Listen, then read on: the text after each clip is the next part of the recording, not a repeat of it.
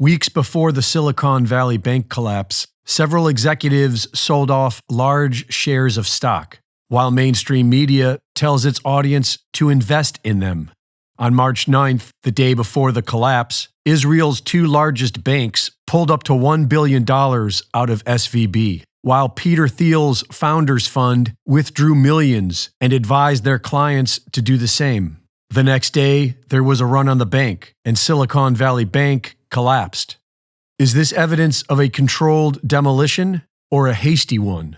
The day before the collapse, a U.S. judge ordered J.P. Morgan Chase to turn over documents in a lawsuit accusing them of aiding in Jeffrey Epstein's sex trafficking operation. The team behind this lawsuit was the same team who successfully exposed the involvement of Deutsche Bank, and they subpoenaed several other banks they believe were involved in sex trafficking, including Silicon Valley Bank and Bank Leumi, the Israeli bank that drained $1 billion out of SVB the day before it collapsed. Whatever the reason, the U.S. government's response threatens to collapse the world economy. The FDIC insures up to $250,000 for each depositor, but now they are going to cover all depositor losses. And they don't have enough to cover the $175 billion of SVB losses, let alone the trillions of dollars to be lost on the near horizon as banks across the world begin to break.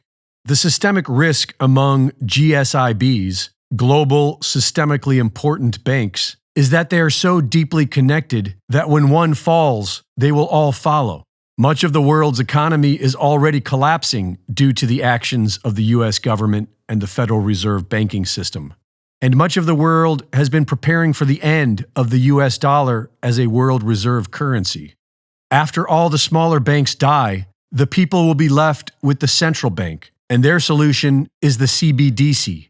CBDC stands for Central Bank Digital Currency. With CBDC, there are no more options. Everyone's account is run directly through the central bank system. As the financial system gets more controlling and more invasive, it's a little bit like bringing up a corral around us.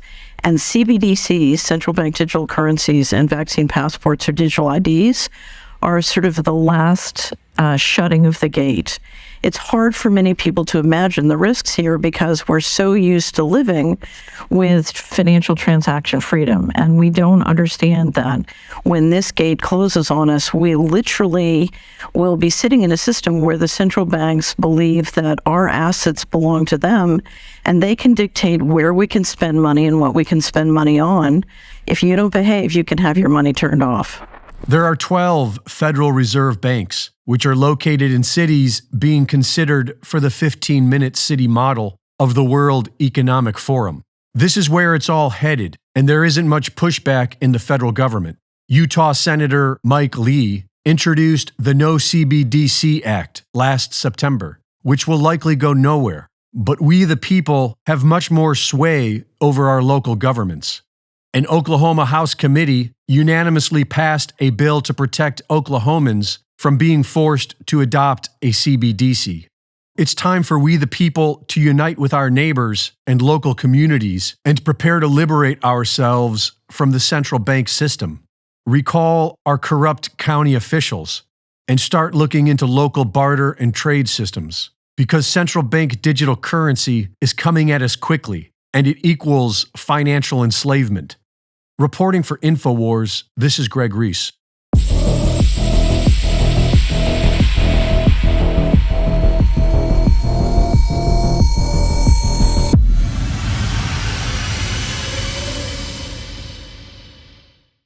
Thank you for watching the latest Greg Reese Report.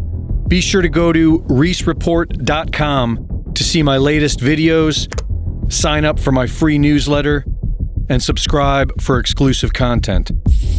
And be sure to support my sponsor at InfoWarsStore.com. Do you want to keep seeing content like this? We are living through the oldest scam in the history of the civilized world. The one wherein the ruling class burn it all down in an attempt to erase their failed past. Order out of chaos. Now they are at their weakest, and we can build something of our own. The new economy is simple. Pay for what you want, how you want it, and starve the system. Starve the system and create a new one. The days of asking for what we want are over. The new economy is already here. It is the only way to survive the man-made storm that is coming. As the globalists implode their old system, we will create a new one. Do you want to keep banned.video? Start now when we need you the most at InfoWarsStore.com.